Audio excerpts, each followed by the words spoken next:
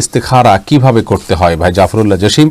ইস্তেখারা করার সুন্নাহ পদ্ধতি সম্পর্কে একজন সাহাবী বলেছেন, নবী সাল্লাল্লাহু আলাইহি ওয়াসাল্লাম আমাদেরকে ইস্তেখারা শিক্ষা দিতেন যেভাবে সালাত কোরআনের একটা সূরা শেখানো হয় ঠিক তেভাবে ধরে ধরে তিনি ইস্তেখারা সালাত শিক্ষা দিয়েছেন। কিভাবে শিক্ষা দিয়েছেন সে প্রসঙ্গে সাহাবী বলেছেন যে তিনি আমাদেরকে ইস্তেখারা সালাত শিক্ষা দিয়েছেন এভাবে যে যখন কোনো বিষয় আমরা সিদ্ধান্ত নিতে যাব এবং দুনিয়াবী বিষয়ে সিদ্ধান্তহীনতা আমরা ভুগবো, আমরা 2 রাকাত সালাত আদায় করব, এরপরে পড়বো আল্লাহুম্মা ইন্নী আস্তাখিরুকা বিইলমিকা ওয়া আস্তাকদিরুকা বিকুদরাতিকা ওয়া আসআলুকা মিন ফাদলিকাল আযীম ফাইন্নাকা তাকদিরু ওয়া লা আকদির ওয়া তা'লামু ওয়া লা আ'লাম ওয়া আনতা আল্লামুল গুয়ুব আল্লাহুম্মা ইন কুনতা তা'লামু আন্না হাযাল আমর খায়রুল লি ফি দীনি ওয়া মা'আশি ওয়া আকিবাতি আমরি ফায়াসসিরহু লি ওয়া ইন কুনতা তা'লামু আন্না হাযাল আমর শাররুল লি ফি দীনি ওয়া মা'আশি ওয়া আকিবাতি আমরি ফাসরিফনি আনহু ওয়াসরিফহু আন্নি ওয়াকদুর লি আল খায়র হাইযু কান সুম্মা রদনি বি।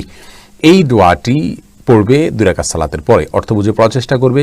হাজাল আমর যখন পড়বে তখন যেই কাজের জন্য ইস্তেখারা করতে চাচ্ছে ওই কাজের কথা মনে আনবে, বাস। এটা হলো ইস্তেখারার সুন্নাহ পদ্ধতি যেটা নবী সাল্লাল্লাহু আলাইহি ওয়াসাল্লাম আমাদেরকে শিক্ষা দিয়েছেন।